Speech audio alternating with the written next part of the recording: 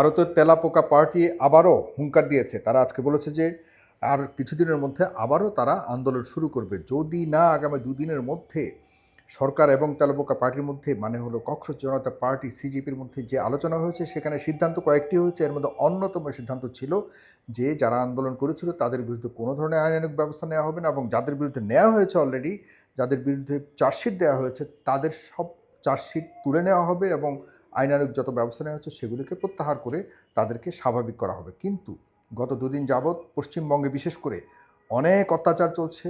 যারা আন্দোলন করেছে তাদের ঘরবাড়িতে পুলিশ পাঠানো হচ্ছে। ভারতের বিভিন্ন প্রদেশে একই কাজ হচ্ছে, উত্তরপ্রদেশেও একই কাজ হচ্ছে। সবচেয়ে বেশি পশ্চিমবঙ্গ হচ্ছে এই শুভেন্দু অধিকারী একটা অমানুষ, সে সবচেয়ে বেশি জ্বালাতন করছে।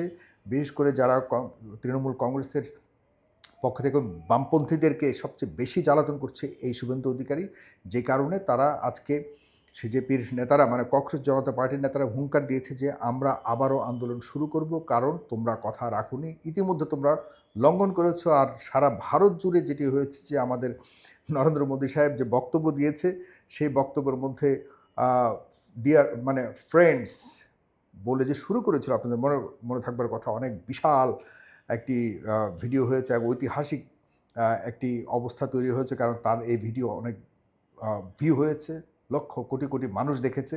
এখন এই ভিডিওকে নিয়ে ট্রল শুরু হয়ে গেছে, কারণ তিনি যে ফ্রেন্ডস দিয়ে শুরু করেছিলেন সেই বক্তব্যটিকে যে যুব সমাজ রয়েছে, যারা ভিডিও তৈরি করে, যারা কন্টেন্ট ক্রিয়েটর এবং যারা সচেতন নাগরিক, বিশেষ করে ইয়াং স্টার যারা রয়েছে, জেন জি যারা রয়েছে, এই জেনারেশন এটিকে নিয়ে বিভিন্ন রকম ভিডিও বানাচ্ছে, ট্রল করছে। যারা যারা ট্রল করছে তাদেরকেও আজকে সরকার থেকে বলা হচ্ছে, পুলিশের পক্ষ থেকে বলা হচ্ছে তাদেরকে পর্যন্ত চিহ্নিত করা হচ্ছে, যারা যারা ট্রল করে ভিডিও বানিয়েছে তাদেরকেও ধরা হবে। সুতরাং সরকার যে কথা দিয়েছিল, যাদেরকে ফ্রেন্ডস বলেছিল, ফ্রেন্ডস বলে শুধুমাত্র এই আন্দোলনটাকে থামানোর জন্য যে অপচেষ্টা করেছিল সেটি এখন স্পষ্টত হচ্ছে, যে কারণে ইয়াং জেনারেশন যারা আন্দোলন করেছিল তারা হুঙ্কার দিয়েছে। বিশেষ করে ককরোচ জনতা পার্টির নেতারা আজকে হুঙ্কার দিয়েছে আমরা আন্দোলন আবারও শুরু করব। আমি যেটি বুঝতে পারছি, আসলে যারা ককরোচ জনতা পার্টির নেতৃবৃন্দ ছিল এবং আন্দোলনে তো শুধুমাত্র তারা ছিল না, ওই দেশের বিরোধী দলীয় নেতা থেকে শুরু করে বিরোধী দলের যারা অন্যান্য দলগুলো রয়েছে তার সেসব দলের শীর্ষ নেতারাও কিন্তু সেখানে সম্পৃক্ত হয়েছিল এবং আন্দোলনকে সমর্থন জানিয়েছিল। এখন বর্তমানে কিন্তু বিজেপি সরকার ভয়ঙ্করভাবে কোণঠাসা এবং বিশেষ করে তাদের শিক্ষামন্ত্রীকে যে প্রত্যাহার করেছে, এর মানে এটাই বোঝায় যে সরকার কতটা নাজুক, কতটা দুর্বল। কারণ যে কয়েকটা দাবি করা হয়েছিল সবগুলি মেনে নিয়েছে, তারা কোনোভাবেই শক্তি দিয়ে এই আন্দোলনকে থামাতে পারেনি বলেই কিন্তু মানতে বাধ্য হয়েছে, যেটি তাদের সরকারের অবস্থানকে নড়বড় করে দিয়েছে আরও বেশি। আর কেন এই মানে এই দাবি মেনে নেওয়ার পর আন্দোলনকারীরা কেন বাড়িতে ফিরে গেছে এই কারণেই, কারণ হলো তারা একটা প্রথমত ৩৬ দিন, দেখুন আমাদের এখানেও বাংলাদেশের ৩৬ দিন আন্দোলন হয়েছিল, সেখানেও ৩৬ দিন পরেই কিন্তু তাদের দাবি দেওয়া মানতে বাধ্য হয়েছে সরকার এবং ৩৬ দিনের আন্দোলন সেখানে শেষ হয়েছে। সুতরাং সেখানেও ৩৬ দিনের আন্দোলন বাংলাদেশে যেমনটি হয়েছিল। সরকার যে কথা দিয়েছে সে কথা না রাখার কারণে তারা এখন আবারও যে একত্রিত হচ্ছে, এটিই ছিল তাদের একটি পরিকল্পনা এবং সেই পরিকল্পনার অংশ হিসেবেই তারা ৩৬ দিনের টায়ার্ড একটা আন্দোলনকারীর যে বিশাল বহর, এই তারা ধরতে গেলে কিছু নিঃশ্বাস নেবার জন্য এই কৌশলটা অবলম্বন করেছে বলে আমি মনে করি। তারা প্রথমত সরকারের অবস্থানটাকে যাচাই করেছে, কারণ তারাও জানে যে সরকার তাদের যে দাবি দাওয়াগুলি রয়েছে এগুলি মানতে পারবে না। আর প্রথমেই যদি এরকম এত বড় একটা দেশের মানে সরকারকে হুট করে এভাবে একটি দাবির প্রেক্ষিতে এভাবে ফেলে দেওয়াটা খুব বেশি সহজ নয়।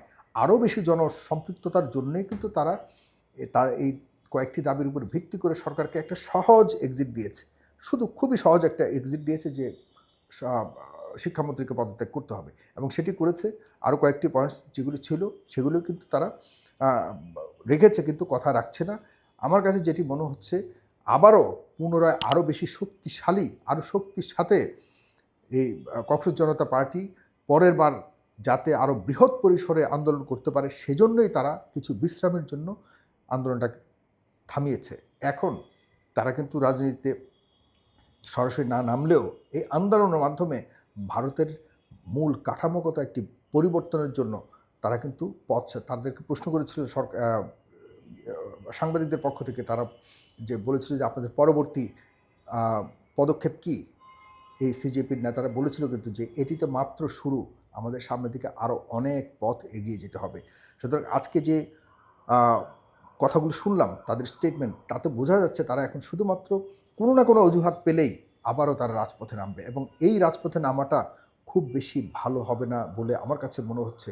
এবং বিজেপি সরকারের সামনের সময়গুলো যে খুব কঠিন সময়, এটি স্পষ্টত প্রতীয়মান। তারা কিন্তু একদম পুরোপুরি পাগল হয়ে গেছে, বিভিন্ন জায়গায় তারা তল্লাশি চালাচ্ছে। বিশেষ করে আবার মুসলিমরা যারা দেখা যাচ্ছে যে এই খাবার সাপ্লাই দিয়ে দিচ্ছিল, আপনি ইতিমধ্যে একটা ছেলের স্টেটমেন্ট দেখেছেন, সে এই আন্দোলনকারীদেরকে তার বাসা থেকে এনে খাবার সাপ্লাই দিয়েছিল, পানি সাপ্লাই দিয়েছিল, সেই ছেলের বাড়িতে সেই ছেলের বোনকে পর্যন্ত নির্যাতন করেছে, এবং সেই ছেলের বিরুদ্ধে মামলা পর্যন্ত দেওয়ার হুমকি দিয়েছে, এবং পুলিশ তাদেরকে বিভিন্নভাবে জিজ্ঞাসাবাদ করেছে। এরকম অনেককেই জিজ্ঞাসাবাদ করছে। তার মানে সরকার তার দেয়া কথা থেকে সরে গেছে, এবং এর প্রেক্ষিতে আগামীতে আরও বিভিন্ন ইস্যু নিয়ে কিন্তু সিজেপি যখন রাস্তায় নামবে, খুব বেশি দূরে না, খুব দ্রুত সময়ের মধ্যে আমরা দেখব যে ভারতে আরও আগের চেয়ে আরও কয়েক গুণ বেশি মানুষের সম্পৃক্ততায় বিশাল আন্দোলন শুরু হয়ে যাবে, এতে কোনো সন্দেহ নাই।